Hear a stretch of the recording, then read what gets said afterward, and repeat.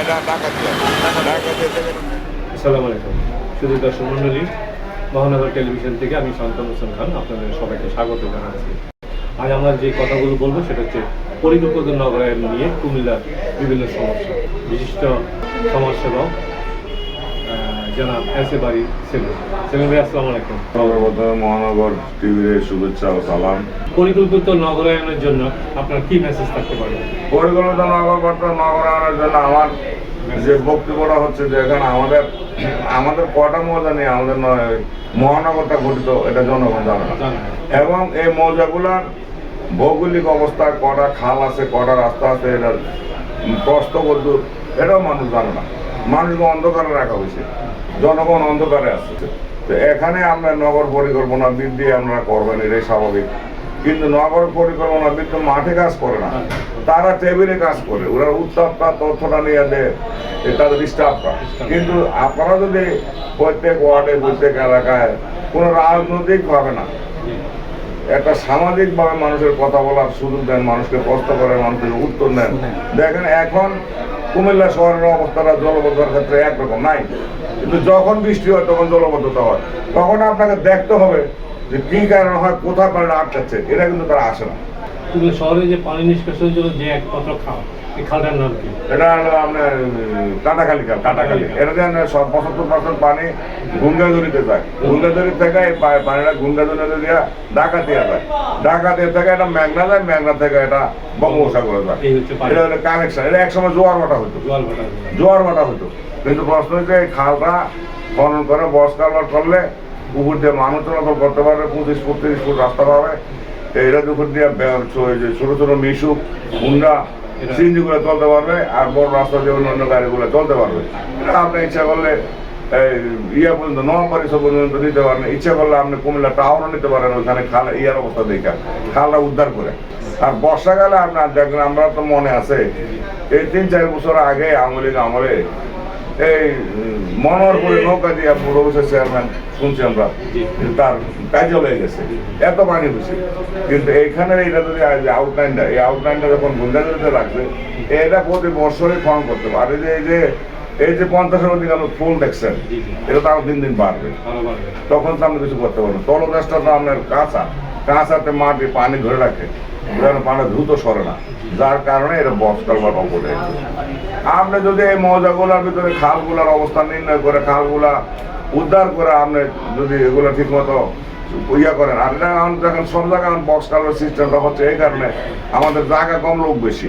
তো এখানে box culvert করলে সড়কে গাড়ি চলতে পারে। এবং বক্স কালভার্টের এমন অত্যাধুনিক প্রযুক্তি আছে, প্রযুক্তির মাধ্যমে এগুলা পরিষ্কারও করা যায়। আর বর্ষাকালে যখন আমরা নোয়াগাঁ থেকে কি জলে বলে টমসু ব্রিজ এবং সালাউদ্দিনের মোড়, বুড়ো ব্রিজের মধ্যে দেখা যায় খালটা সরু, কিন্তু আসলে এটা সরু কেনা না প্রশস্ত, এটা আমরা জানি না। এটা ম্যাপের ভিতরে বলা আছে চিহ্নিত পদ্ধতি পাস। এগুলো উদ্ধার করে আপনি বক্স কালভার্ট করেন, রাস্তা প্রশস্ত হবে, পানিও যাবে। কারণ ঢাকা শহরে 50 বছর আগে বা 60 বছর আগে, স্বাধীনতার আগেও ঢাকা শহরে বক্স কালভার্টের মাধ্যমে রাস্তাগুলো প্রশস্ত করছে। এখানে আমরা এটা হলো গ্যাস পাইপ লাইন, এটা পরে রাস্তা প্রশস্ত করছে। গ্যাস লাইনটা মেইন লাইনে পড়ে গেছে, মেইন লাইনটা। খালের ভিতরে অসংখ্য পাইপ লাইনের ডোমেস্টিক লাইন গেছে। এখানে একটা জিনিস লক্ষ্য করছি যে বেলতলি যাওয়ার, নোয়াগাঁও চৌমুনি থেকে বেলতলি যাওয়ার পথে হাতের ডান দিকে একটা বিশাল একটা জলাভূমি ছিল। এই জলাভূমিটা শেষ হয়ে গেছে আবাসিক এলাকার কারণে। না, জলাভূমি এটা পরিকল্পিতভাবে শেষ করছে সিটি কর্পোরেশন। এটা জলাভূমিতে না যাইতে যাতে না পারে প্রতিবন্ধকতা সৃষ্টি করছে। আমরা এটাকে মানববন্ধন করছিলাম, প্রতিবাদও করছিলাম। তখন তারা বলছিল যে আমরা ওই জলাশয়ে যাওয়ার জন্য 5টা কালভার্ট করে দেবো। তারা এটা করে নাই, ক্ষমতা অপব্যবহার করছে। তারা ডেভেলপারের সাথে তারা একটা অঘোষিত চুক্তি করছে, এটা তো আমরা দেখি না। কারণ তার কথাটাই শুনে 5টা কালভার্ট তো করে নাই আমাদের জমিতে যাওয়ার জন্য, যেখানে কৃষক গাভীর জন্য ঘাস কাটতো, তারপরে আপনার ধান চাষ করতো, কিছু মাছ ধরতো। এই বন্ধুবান্ধব সৃষ্টি করে দিছে যাতে ওই ডেভেলপার কোম্পানির কাছে জমিগুলা বিক্রি করে যেতে বাধ্য করার জন্য এটা একটা ষড়যন্ত্র। এটা যদি কর্তৃপক্ষ যথাযথ তদন্ত করে, নিরপেক্ষভাবে তার সত্যতা পাবে। আর যে কথাটা আমি বলছিলাম কুমিল্লা শহরে জলবদ্ধতার কথা আজকে না, বহুদিন ধরে শুনি।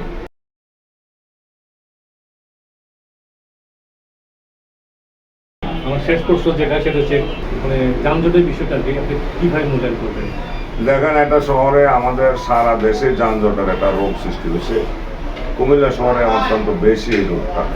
কুমিল্লা শহরের বিশ্ব রোড টমসন ব্রিজের যে যানজট, এগুলো কৃত্রিম, এগুলা মানব সৃষ্ট যানজট। এগুলা কোনো রাস্তা কোনো সবে প্রশস্ত আছে, সবে ঠিক আছে, ফুটপাতে দোকান বসে, এবং জাঙ্গালিয়া বাস টার্মিনাল থেকে বলাকা এবং যমুনা দুটো বাস টমসন ব্রিজের হ্যাঁ, এবং একটা স্কুলের সামনে ওটা টার্নিং নিয়ে ঘুরে প্যাসেঞ্জার নামা, যার কারণে ওখানে যানজটটা বেশি সৃষ্টি হয়।